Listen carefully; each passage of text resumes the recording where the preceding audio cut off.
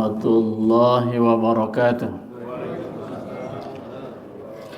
Bismillah, walhamdulillah, wassalatu wassalamu ala rasulillah Nabiyyina al-karim Muhammad Rasulillah wa ala alihi wa sahbihi ila yaumil qiyamah.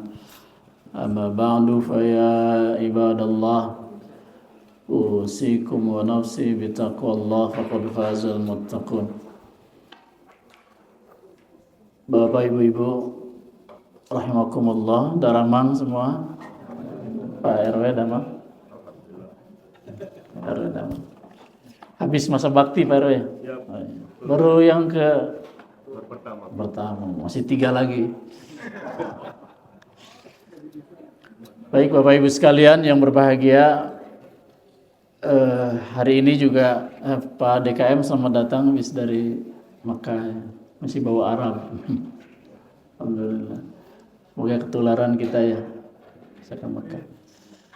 Saya juga mohon doa, hari ini saya berangkat umroh. Terbang jam 19 malam, jadi naik hus jam 11 nanti. Masih di kesempatan bulan Rajab dan inti dari pelaksanaan atau hadiah dari Allah Subhanahu wa taala dari Isra Mi'raj itu adalah as-shalah. Gitu kita bahas begitu ya, as-shalah. Salat itu adalah mukjizat yang diberikan oleh Allah kepada Rasulnya yang mulia, Sayyidul Mursalin, Nabi Muhammad sallallahu alaihi wasallam. Dan ternyata setelah Isra dengan memperoleh salat itu, Isra Mi'raj maksudnya, kaum muslimin, Rasulullah sallallahu alaihi wasallam diminta untuk berhijrah dari Mekah ke Madinah. Dari Madinah itulah dibangun fondasi-fondasi bersosial, berekonomi, berpolitik, membangun rumah tangga, membangun pribadi-pribadi solehah tanpa ada halangan rintangan kecuali dari orang-orang munafik, yaitu Abdullah bin Ubay CS, kemudian Yahudi Bani Qunayqa. Ada 3 di situ kabilahnya, Arab 2, Yahudi 3. Nabi datang sebagai muhajirin bersama para sahabat dari Mekah, tapi disambut oleh orang Yathrib waktu itu dengan sukacita karena sudah didahului dengan Bai'atul Aqabah 1 dan Bai'atul Aqabah 2. 12 orang tambah 75 orang. Itu yang menyebarkan Islam sebelum Rasulullah datang. Jadi fondasinya luar biasa, datang disambut dengan sukacita, disambut dengan kecintaan oleh orang Yathrib dan siap berada di belakang Rasulullah. Mereka berbaiat menjadi umat yang setia, yang soleh, yang baik, yang bahagia. Jadi Madinahlah awal mula Rasulullah dengan para sahabat membangun kebersamaan, berjamaah yang baik, yang benar, terus melahirkan luar biasa. Kuncinya 1. Kenapa? Karena Rasulullah menerapkannya melalui sholat. Kumpul di masjid, berbaris, bersaf-saf, taat dan patuh kepada imam yang satu. Gitu. Jadi Rasulullah jadi imam, di belakang semua makmum, taat mendengarkan apa yang imam baca, taat dan patuh kepada imam. Imam berdiri, makmum berdiri, imam membaca didengarkan dengan baik, dengan seksama. Imam membaca waladhdallin, Fatihah itu serempak semua makmum amin, mendengarkan bacaan imam, memperhatikan dengan baik. Imam ruku, semua ruku, imam i'tidal, semua i'tidal, imam sujud, semua sujud. Dan seterusnya, imam salam, semua salam. Kemudian begitu salam kanan, salam kiri, kembali saling sapa dengan penuh senyum, tong jemedut, assalamualaikum warahmatullah, assalamualaikum warahmatullah. Itu menunjukkan pengajaran dari sholat yang dahsyat luar biasa. Ada ketaatan, ada kebersamaan. Di situ ternyata ada keberkahan dari Allah Subhanahu wa taala. Jadi amal saleh itu akan mengundang berkah dari Allah. Walau anna ahlal qura amanu wattaqaw la fatahna alaihim barakatim minas sama'i wal ardh. Kalau saja satu penduduk beriman dan bertakwa kepada Allah dengan penuh kecintaan kepada nabinya, penuh ketaatan kepada Allah Al-Khaliq, la fatahna alaihim barakatim minas sama'i wal ardh. Maka kami turunkan, tidak ada yang kami turunkan dari langit, kami keluarkan dari bumi, kecuali semuanya membawa berkah. Begitu kata Allah, barakatim minas sama'i wal ardh. Dimulailah terus halangan-halangan, rintangan-rintangan.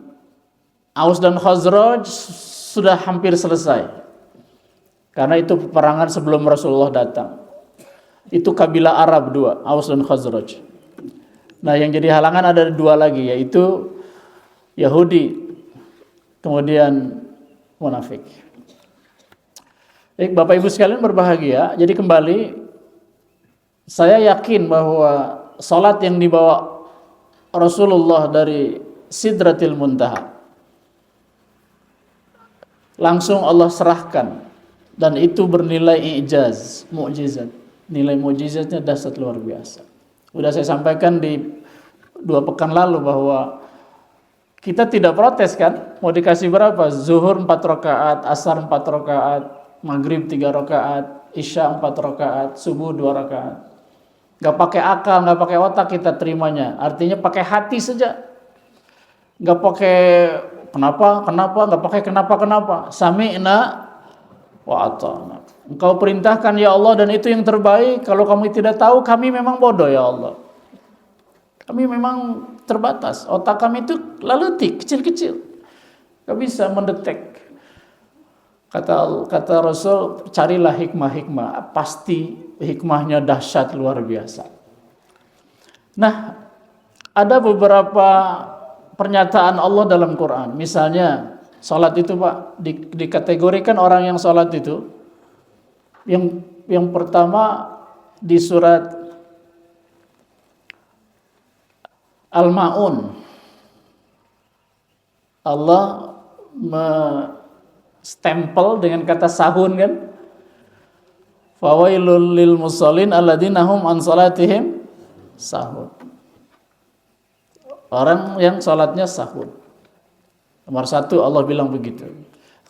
Itu akibatnya wail, celaka, neraka orang yang sahun itu.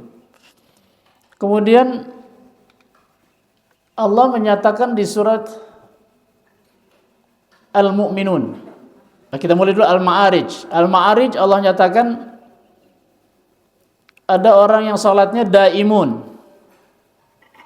Innal insana khuliqa halu'a wa idza massahu syarru jazua wa idza massahu khairu manu'a illal musallin alladzina hum ala salatihim daimun. Salat yang terus dawam. Nah, jadi yang kedua Allah menyebut daimun. Daimun. Orang yang salatnya terus itu artinya di waktu-waktu yang sudah ditetapkan ya. Inna salata kanat 'alal mu'minina kitaban mauquta. Kewajiban yang sudah ada waktunya. Zuhur, asar, maghrib, isya, subuh. Terus dilakukan. Seperti kita lah. Kita daimun Pak ya. Daimun. Yang ketiga, Allah menyebut istilah khashi'un. Qad aflahal mu'minun alladzina hum fi salatihim khashi'un. Orang yang salatnya khusyuk. Khusyuk. Beruntunglah orang mukmin yang salatnya itu khusyuk. Nah, Allah menjelaskan di surat Al-Mu'min itu khusyuk itu yang menjauhi segala keburukan, yang memenuhi kewajiban zakat, terus jaga pandangan, jaga akhlak, jaga hubungan dengan keluarga, amanat ditunaikan dengan baik gitu. Nah, terus Allah menyebut masih dalam penjelasan khasyun itu ada orang yang sholatnya itu yuhafizun walladzina hum ala salawatihim yuhafizun, orang yang menjaga sholatnya. Jadi kita pakai fiilnya, isim fa'ilnya aja, hafizun. Jadi Allah meletakkan istilah-istilah orang yang melakukan salat itu pada salatnya. Yang satu, yang pertama sahun, yang kedua tadi daimun, yang ketiga khasyi'un, yang keempat hafizun. 4 istilah Allah bilang. Nah, sekarang kalau mau disusun, yang paling tinggi itu kira-kira khasyi'un. Di khasyi'un itu ada hafizun dan ada daimun. Nah, oleh karena itu Imam Al-Ghazali membagi 2. Jadi dari 4 itu beliau membagi 2. Yang pertama, kata Al-Ghazali rahimahullah, orang yang sholatnya ghafilin atau ghafilun, orang yang lalai. Berarti yang lalai yang mana ini? Yang satu, Pak, yang sahun tadi. Yang lalai itu yang sahun. Imam Ghazali menyebut daimun, khasyi'un, dan hafizun dengan istilah hadirun. Kenapa hadirun? Hudurul qalbi, karena hatinya hadir waktu salat. Hatinya tuh hadir. Jadi salah satu khusyuk tandanya, kata Al-Ghazali rahimahullah, adalah hudurul qalb. Hudurul qalb. Jadi kalau hatinya ada di tempat tuh, Pak, itu malawang lah ya. Tidak kemana-mana pikirannya. Bapak tadi ada ada hilang nggak? Sesaat 2 saat waktu sholat subuh tadi. Ada yang ingat rumah, ada yang ingat mobil, ada yang ingat apa gitu. Karena jadi makmum kan aman aja ya Pak ya. Jadi aman itu artinya ada imam ini gitu. Kalau kita jadi penumpang Pak, supirnya ada, yang tahu jalan tuh yang pegang GPS supir aja. Orang mah bisa nunutan, bisa ngopi, bisa bisa ngobrol kan gitu ya. Wah, supir dengan penuh konsentrasi dia, apa yang dia lihat kiri kanan, rambu-rambu lalu lintas gitu. Terus ada indikator dari kendaraan yang dia pakai itu, takut ada ban kempes, takut miring, takut bensinnya habis, kan indikatornya banyak tuh Pak.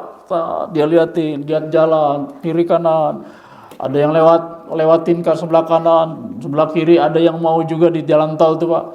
Harus ekstra hati-hati. Itu namanya fokus. Kalau dalam berkendaraan tuh fokus. Tapi dalam bahasa salat namanya khasyi'un, khusyuk. Nah, pada saat kacau nggak kira-kira? Kalau makmumnya yang tadi merasa aman, sementara imamnya tidak khusyuk. Bacaannya kemudian dia lupa ya Pak ya. Itu Pak RW, kalau jadi imam, pas kita jadi imam, kita konsentrasi mengingat hafalan kita itu, takut salah kan? Sebab di belakangnya ada RW, ada semua. Ada hafidz Quran, jadi sementara harus juga mengingat syarat rukun salat. Konsentrasi penuh. Itu namanya khasyi'un. Nah, waktu kita belajar dulu, waktu belajar salat, karena sekarang kan sudah menjadi amal salat Pak ya. Dulu waktu belajar salat, ini masih belajar salat atau udah jadi amal salat? Nah, waktu dulu masih kecil belajar sholat itu diajarin bacaan-bacaan sama artinya kan sama orang tua tuh. Allahu Akbar kabira, alhamdulillah, iftitah itu diajarin itu. Terus artinya dihafalkan. Subhana rabbiyal azim, artinya dihafalkan. Jadi sekarang itu tinggal mengamalkan. Sambil konsentrasi mengingat hafalan bacaannya dan artinya. Tambah ayat Al-Qur'an. Saya mencoba apa yang saya baca setiap jadi imam atau salat itu adalah surat-surat, ayat-ayat yang saya hafal dan saya tahu artinya. Yang saya tahu tafsirnya. Kalau saya sudah hafal tapi tidak tahu tafsirnya, saya nggak baca. Apa maksudnya? Supaya kita bisa masuk menjadi bagian orang yang khusyun, Pak. Jadi bisa konsentrasi penuh dalam sholat itu.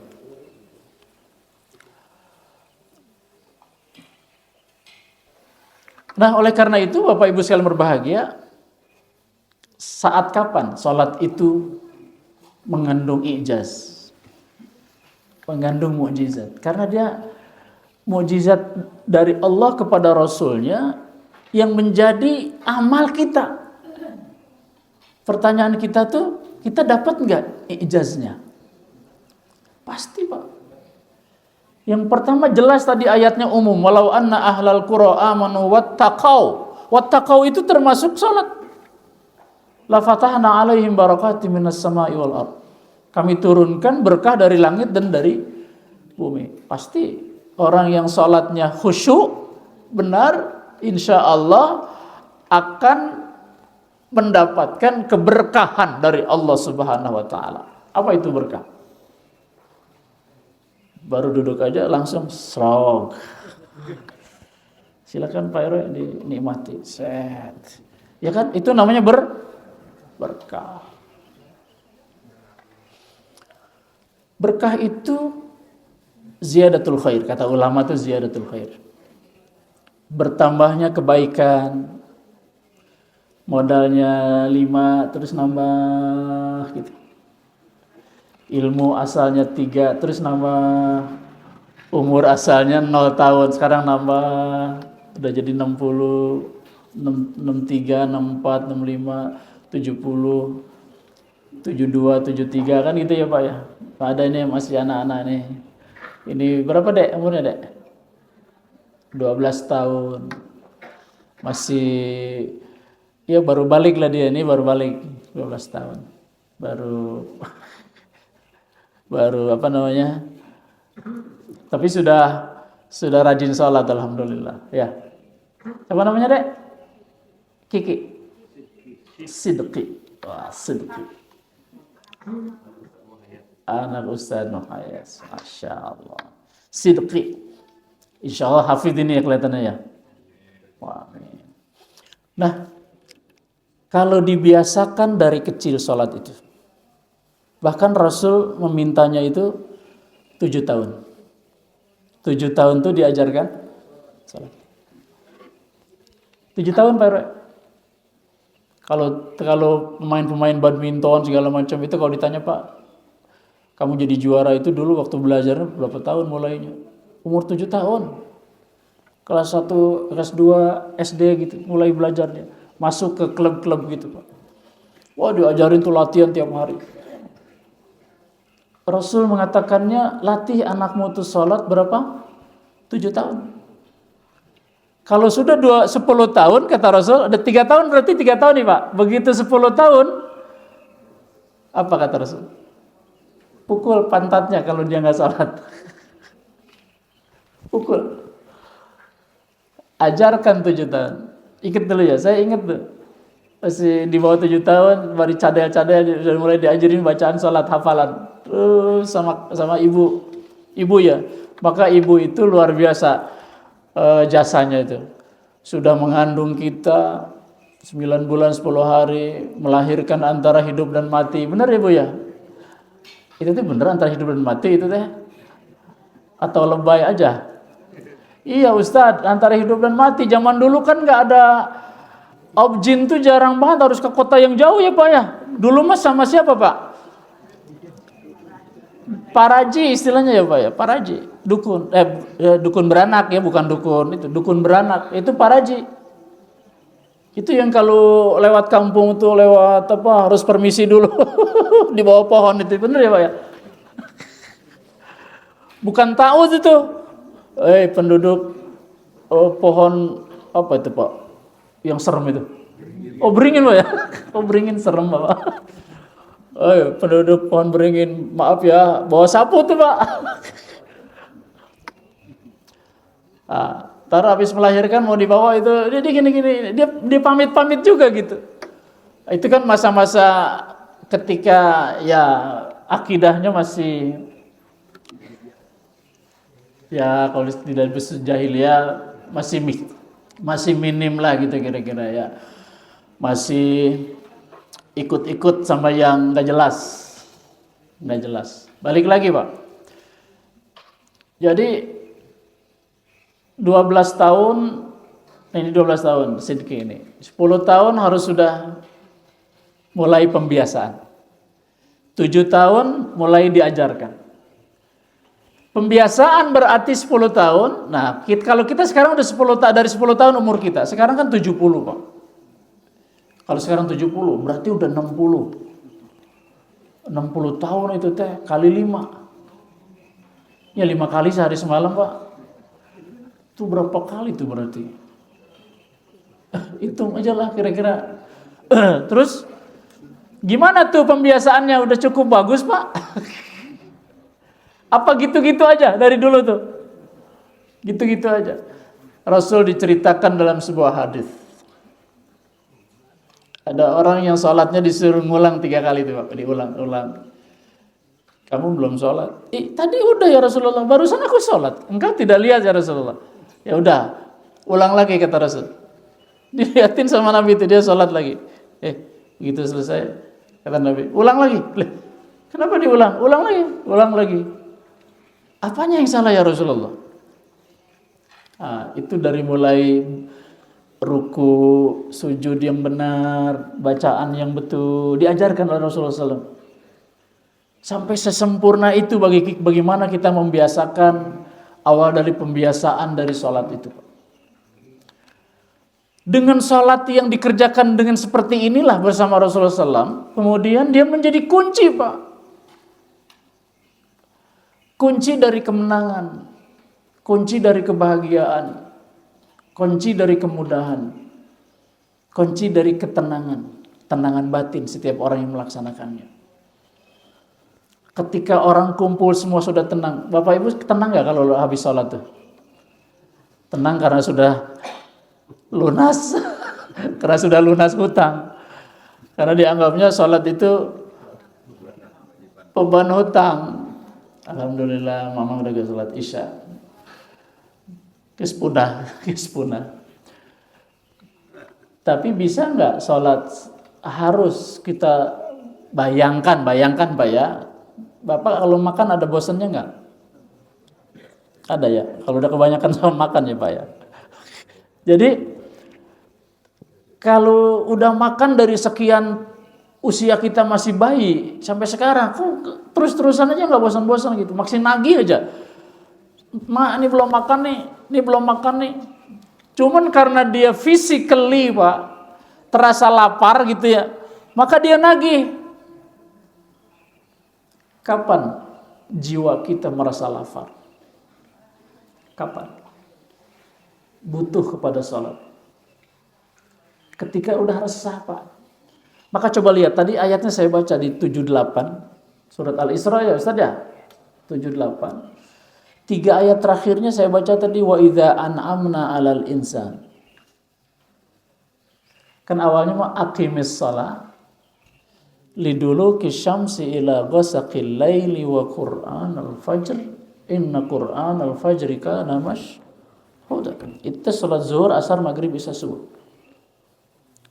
Tambah ayat 79-nya, tambahin tahajud. Ini catatannya salat yang khusyuk nih Pak ya. Yang khusyuk itu yang hafizun dan daimun. Yang tadi di surat Al-Ma'arij dan surat Al-Mu'minun. Jadi kalau sholatnya khusyuk, maka ujungnya, ini dia, nanti itu akan wa nunazzilu minal Qur'an ma huwa shifa. Sebelum itunya ini dulu. Wa qur rabbi adkhilni mudkhala sidqin wa akhrijni mukhraja sidqin waj'al li min ladunka sultanan nasira. Omongan kita baik. Kita keluar dari tempat yang baik. Kita masuk ke tempat masuk yang baik. Ketemu orang-orang baik-baik. Coba dengan niat yang baik, saya datang ke sini ketemu orang yang baik-baik semua. Orang yang tidak baik nggak akan ke sini, bener ya Pak ya? Nggak akan ketemu kita. Kita jalannya jalan daerah yang memang mau berbuat baik Pak. Jadi nggak akan ketemu sama orang-orang yang tidak baik. Insya Allah. Dikeluarkan dengan cara baik. Saling mendoakan, saling sesalaman, saling mendoakan. Berpisah, bertemu, mendengarkan, mengucapkan yang baik-baik. Sehingga akhirnya mendapatkan sultanan nasira. Mendapatkan kekuatan. Dengan begini kita punya kekuatan. Kalau Bapak sendiri-sendiri Pak, nggak punya kekuatan Pak. Maka di akhir surat Al-Baqarah, la yukallifullahu nafsan illa wus'aha. La yukallifullahu nafsan illa wus'aha. Allah tidak membebani, tidak mewajibkan dan tidak menguji yang kira-kira orang itu tidak mampu. Tapi pertanyaannya, kenapa ada orang yang tidak mampu menghadapi kehidupan yang sebetulnya ringan-ringan saja? Gak sanggup dia, gak sanggup. Sehingga cari jalan pintas. Karena pengennya terlalu besar, kemampuannya terlalu terbatas, harusnya kan dia berekonomi itu Pak, berpikirnya. Tapi jalan pintas yang dia ambil milik orang, dia ambil sendal orang, dia ambil motor orang, dia ambil mobil orang gitu ya Pak ya. Kalau dia tidak jadi pencuri di jalan, dia di tempat-tempat terhormat Pak. Bisa nggak dia mengambil milik orang di tempat terhormat? Bisa ya. Dengan tanda tangannya benar Pak ya. Dengan keputusannya, dengan macam-macam. Sekarang yang lagi bermasalah pembagian kuota haji. Ya kan? 20.000 itu. 10.000 misalnya. Diterima gitu. Itu diatur, undang-undang aturnya 92 berbanding 8%. 8% untuk yang plus, 92% untuk yang biasa. Ternyata dirubah jadi 50-50 misalnya.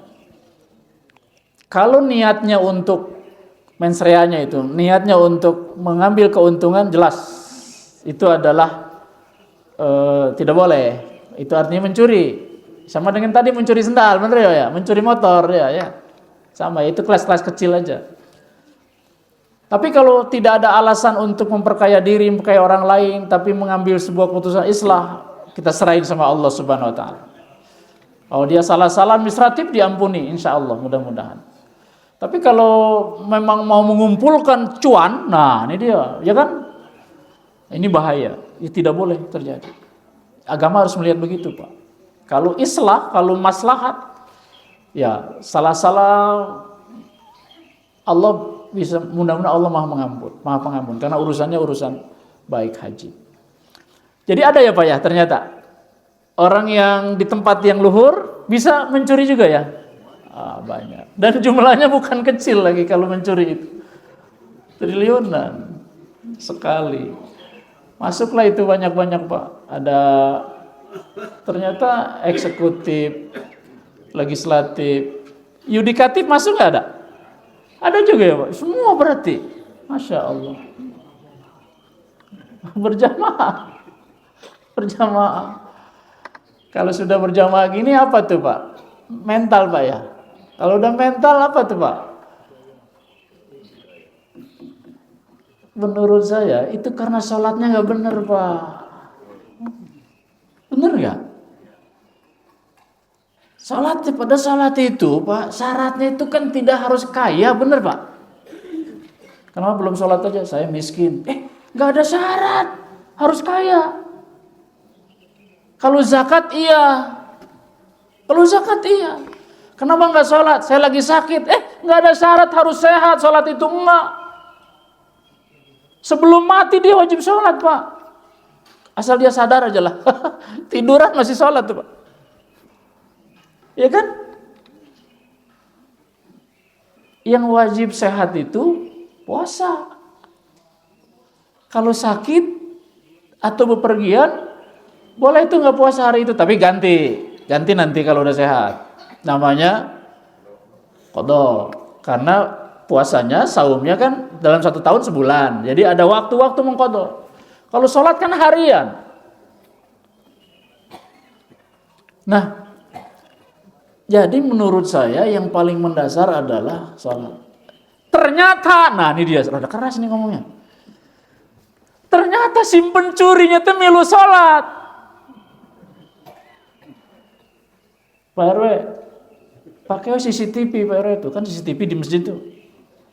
Yang ngambil sendal itu ternyata yang tadi sholat paling belakang tuh, Pak. Punten, jangan bukan berarti setiap paling belakang tuh.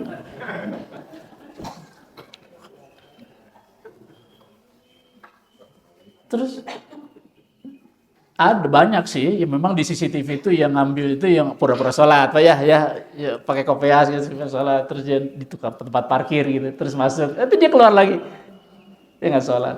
Banyak tuh di CCTV. Ada yang dia sholat dulu selesai, Pak. Bahkan di saya di masjid di depan rumah, kita lihat CCTV, Pak.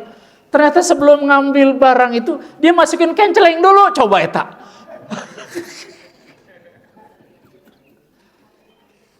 Demi Allah, Pak, bener.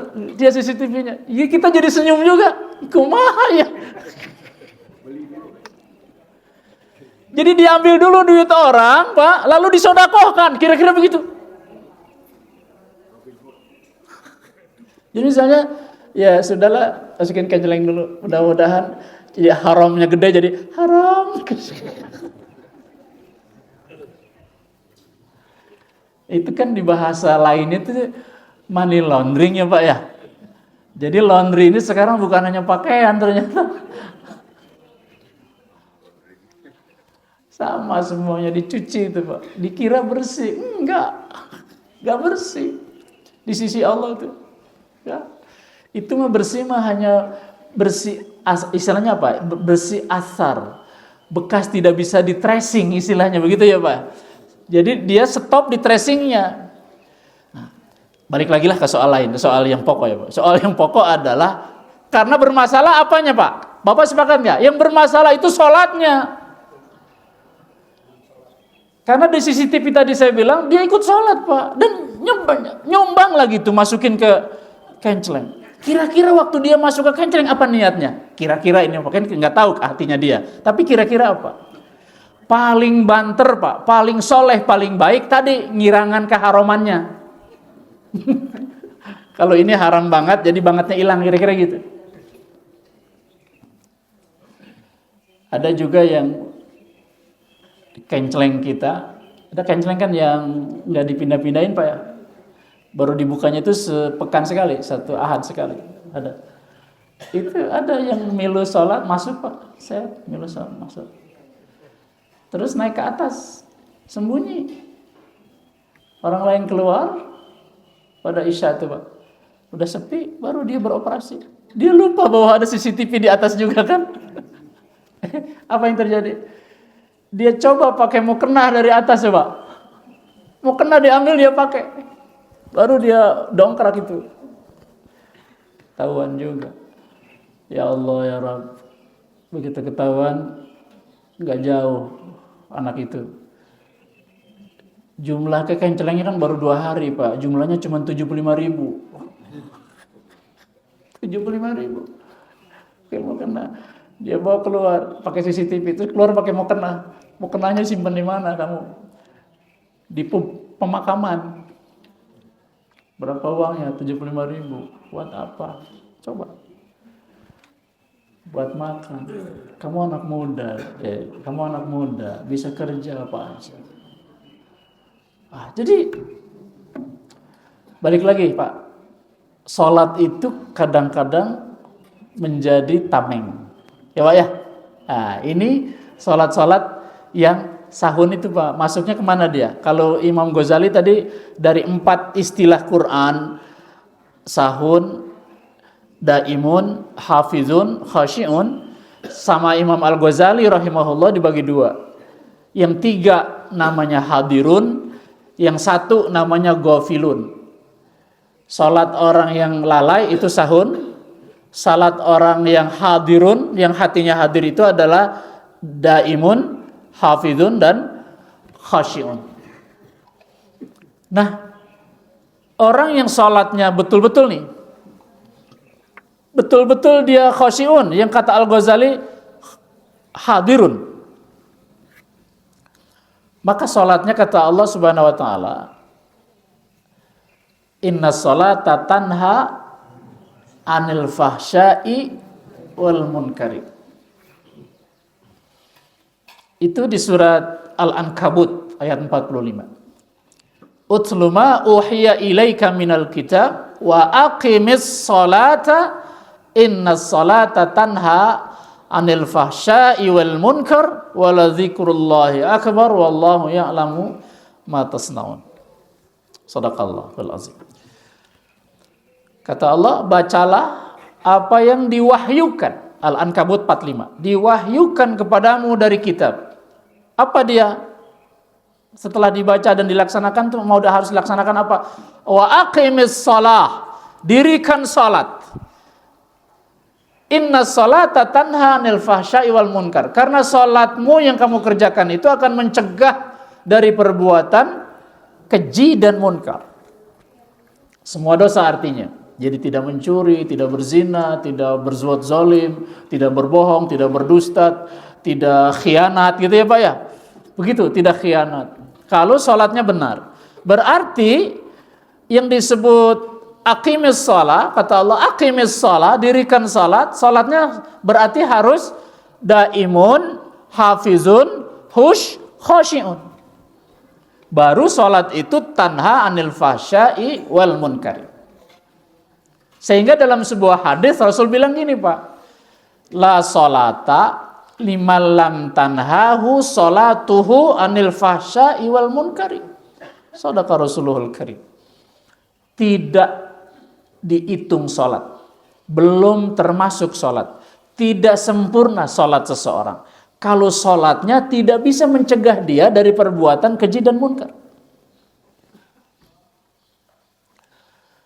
Jadi padahal kita terpanya as-sholatu imaduddin kan, lihat aja sholatnya.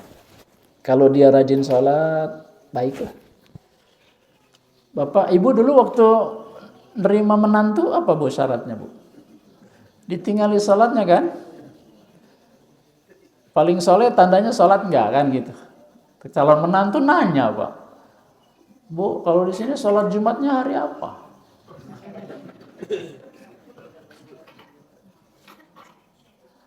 Itu langsung contreng tuh di checklist gini.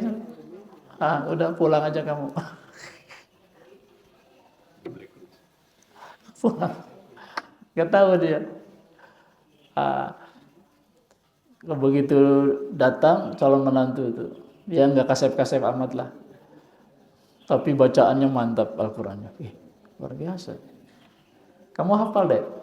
Hafal. 30 juz 30. Oh, enggak apa-apa. Terus alhamdulillah, bacaan udah bagus. Ke anaknya bilang, mudah-mudahan soleh. Tapi ada yang pura-pura juga. Hati-hati juga gitu, kira-kira gitu ya Pak. Tapi tandalah. Makanya harus daimun Pak. Yang begitu tadi itu nggak daimun. Kalau sholatnya menjadi tameng dari perbuatannya pasti nggak daimun Pak. Tidak mayeng.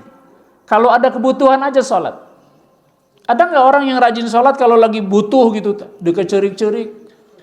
Giliran tidak butuh, tidak. Nah itu yang di akhir yang tadi saya baca sambungannya itu Pak. Selesai soal sholat, Allah bilangnya gini, wa idza an'amna 'alal insani a'rada wa na'a bijanibi. Padahal di atas itu sholat.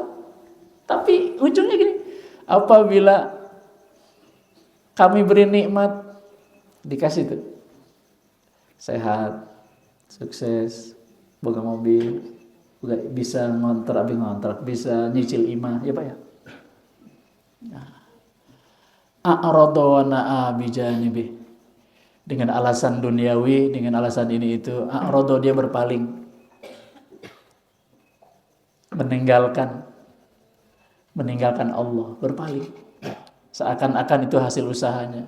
Nah, nggak ada kontribusi Allah, ini mah hasil kerja saya weh. Ya gebong apa namanya, jungkir balik saya teh habis segala tuh. Pernah kepala di bawah, kaki di atas. Keur naon tah?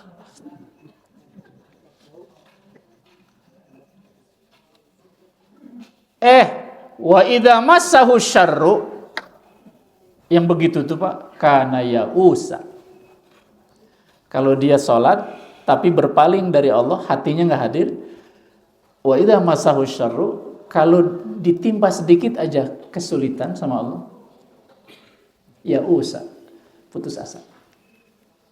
Putus asa. Terus kalau baca ayat itu teh ingat sama anak yang tadi itu Pak, yang mencuri pakai mukena gitu. Butuh banget duitnya tuh buat ngelamar pekerjaan, dia bilang. Sama pakai apa lagi, dipakai makan. Sampai segitunya. Dia putus asa gitu Pak. Jadi jalan pintas. Yang paling gampang ya kenceleng masjid. Dan dia nggak tahu kenceng masjid itu orang tuh niatnya tuh untuk sodako Pak. Jariah, bener Pak ya? Diambil. Maka kira-kira Pak, dosanya yang paling gede itu kalau perkeliruan yang adanya kira-kira ada merek-merek agama, bener gak Pak? DKM steril insya Allah. Justru DKM harus nombok kan? Kementerian, Departemen Agama, bener ya Pak ya?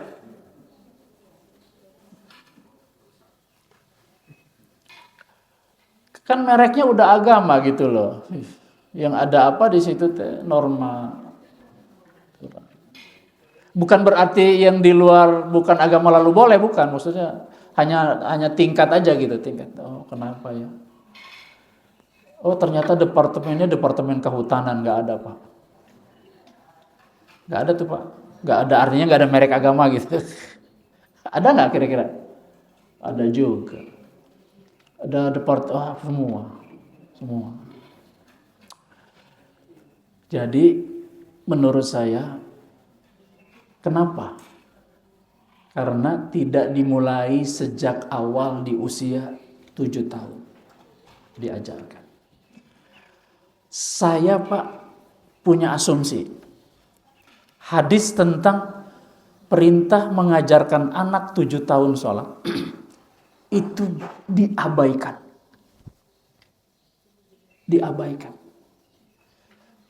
Kenapa hadis ini diabaikan? Hadis ini sahih Pak. Sampai tegasnya Rasul itu kalau dia belum sholat di usia 10 cepret Pak. Cepret itu artinya udah mulai ada hukuman, punishment. Bener gak Pak? Begitu penting awal mula mendidik anak itu. Jadi kalau mulainya, apalagi yang sudah baru mulai belajar sholat umur 50 tahun. Ya bagus lah, tapi kemana kemarin gitu ya Pak ya. Muslimnya pugu lah, muslimnya Pak. Orang nenek moyangnya juga muslim, kecuali mu'alaf gak diceritain lah. Atau mungkin muslim dari keturunan tapi jadi mu'alaf gitu. Kumaha ceritanya itu?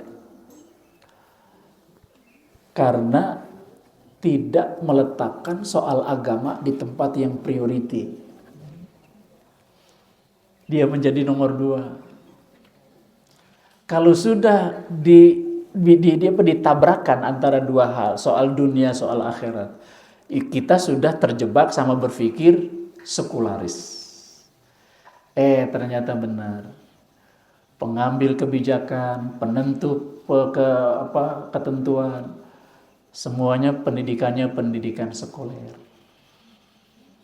Ya Pak ya. Yang urusan dunia, akhirat, dunia, akhirat. Kalau yang tidak sekuler, nggak bisa dipisahkan Pak, dunia akhirat. Ingat pernyataan saya Pak, carilah akhirat saya ulang, Carilah akhirat di dunia. Carilah dunia di dunia. Jangan cari dunia di dunia, cari akhirat di akhirat. Terlambat. Kita mencari dunia akhirat di dunia ini tempat mencari. Dunia tempat mencari. Cari apa? Cari akhirat. Nah sekarang prioritinya dari mana? Al-Qasas, Allah bilang begini surat Al-Qasas. Wabtaghi fima ataqallahu ad-darul akhir. Coba perintahnya gini. Cari olehmu bekal akhirat pada apa yang telah Allah anugerahkan kepadamu, pada nikmat yang Allah kasih. Cari apa? Bekal akhirat. Urusan dunianya kayak apa bahasanya, Pak? Wala tansa nasibaka minad dunya. Jangan lupa nasibmu di dunia. Cuman kata-katanya jangan lupa. Coba, ini carilah, yang ini jangan lupa. Kira-kira mana lebih prioriti, Pak? Kita lagi ngomong prioriti nih, prioriti. Cari akhirat, Pak. Jadi akhirat itu prioriti. Bapak kalau nabung uang 10 miliar itu prioriti, Pak. Gak usah ngantri di depan tuh, bener gak, Pak? Ada lewat khusus, prioriti, Pak. Mana yang prioriti? Akhirat, Pak.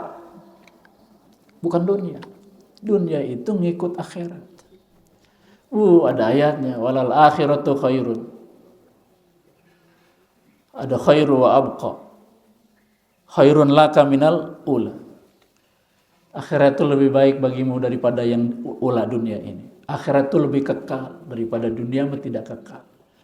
Jangan kau abaikan akhiratmu. Detik per detik perjalanan hidupmu akan dipertanggungjawabkan. Dan itu berkontribusi terhadap jatah hidup kita. Maka sekali dia lalai dalam soal kehidupan, hilang kesempatan. Benar, Pak ya? Gini, pernah nggak mendengar proverb bahasa Arab namanya mahfuzot? Lantarji al ayyamul lati madot. Lantarji al ayyamul lati madot. Tidak akan pernah kembali hari yang sudah berlalu. Benar nggak? Hari ini hari Sabtu. Pertanyaan saya, sama-sama tuh Sabtu.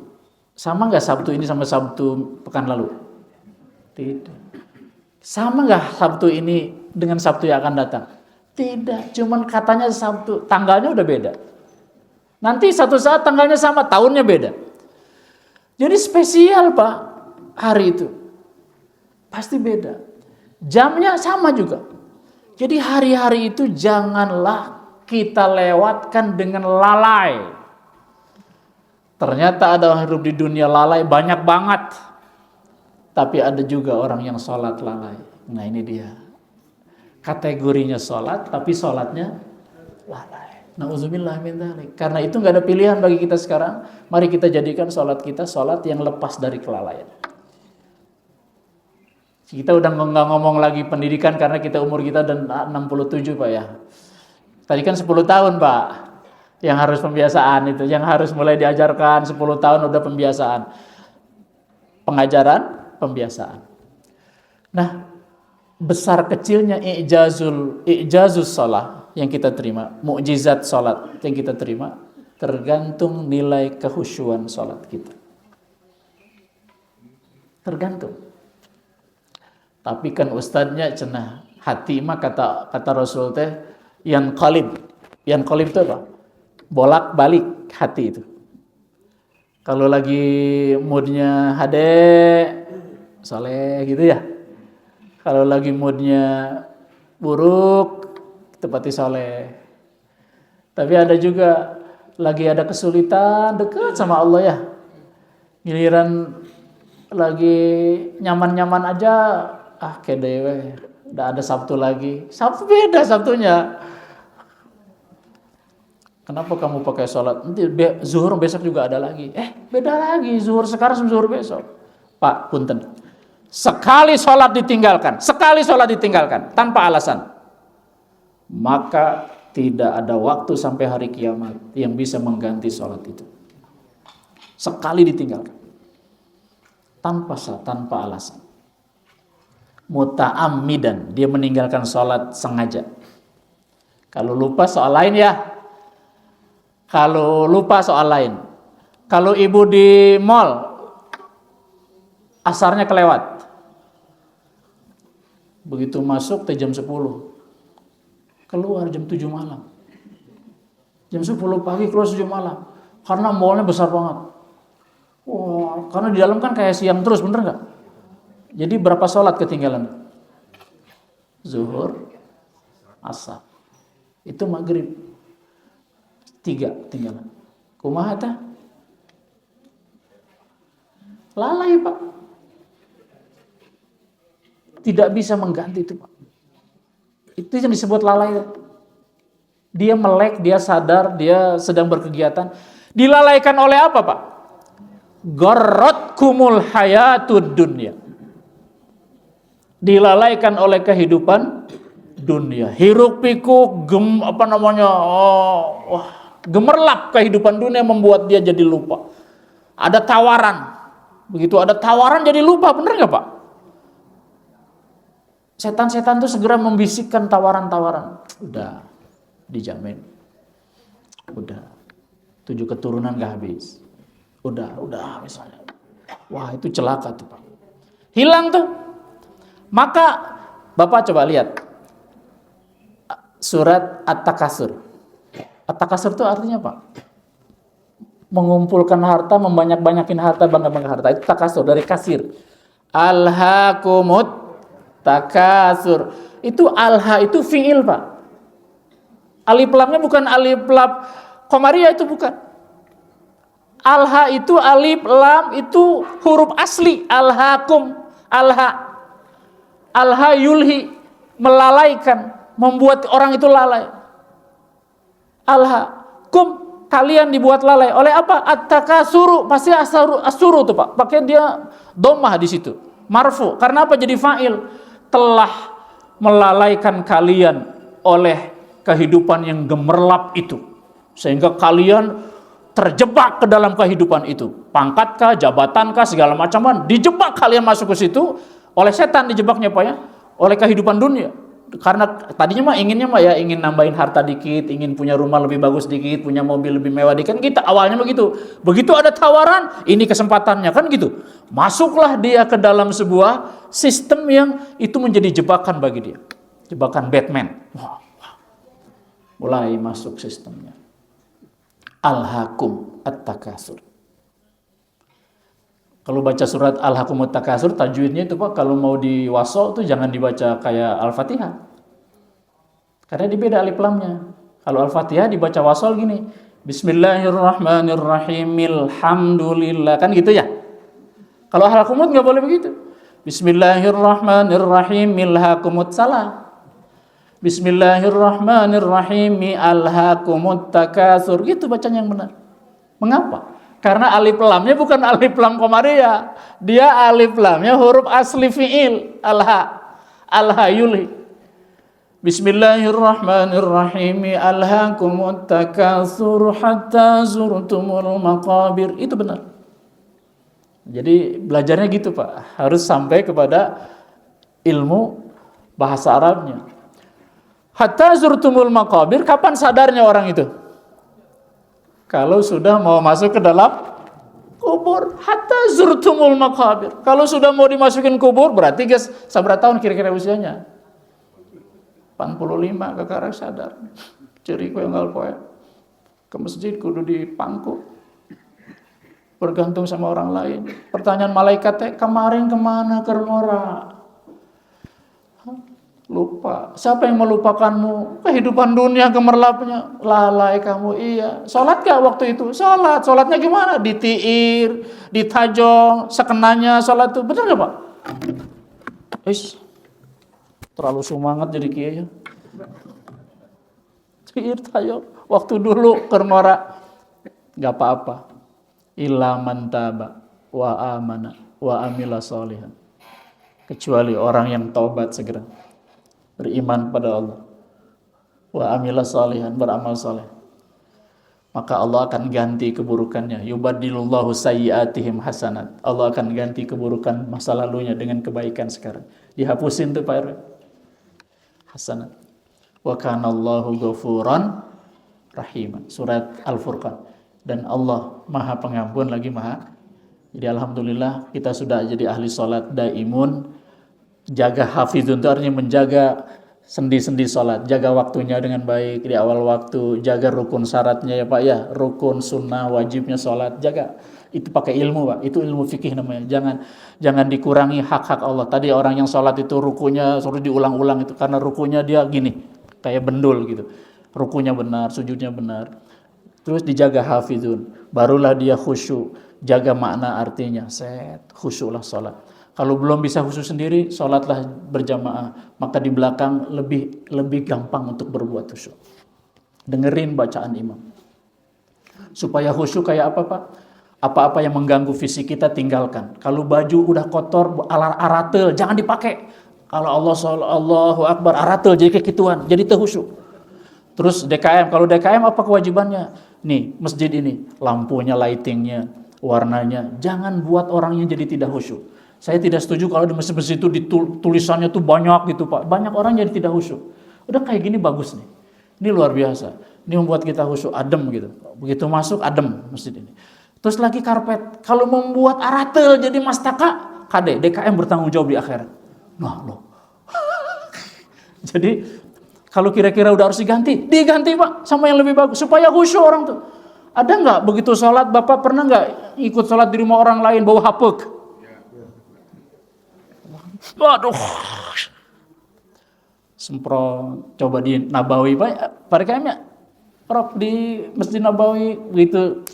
Karena setiap hari itu dibersihkan, diwangikan, steril, khusyuk dia. Pakaian kita, semua kita, pikiran kita, dalaman kita semuanya khusyuk, mendukung luar internalnya. Lightingnya, tempatnya, warna pilihan warna DKM masjidnya ini, itu yang membuat orang jadi khusyuk.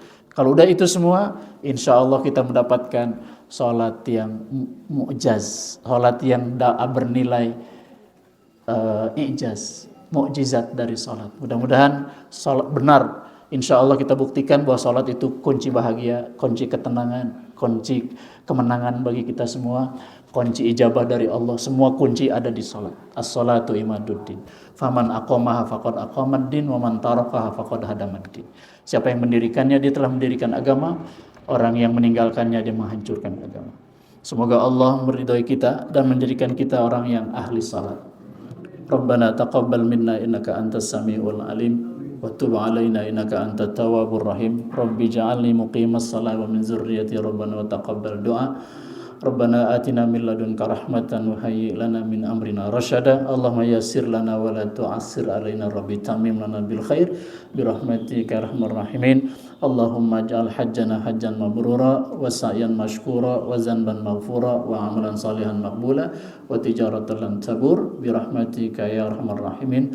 Rabbana atina fid dunya hasanah wa fil akhirati hasanah wa qina adzabannar wa adkhilna al jannata ma'al abrar ya aziz ya ghaffar walhamdulillahi rabbil alamin.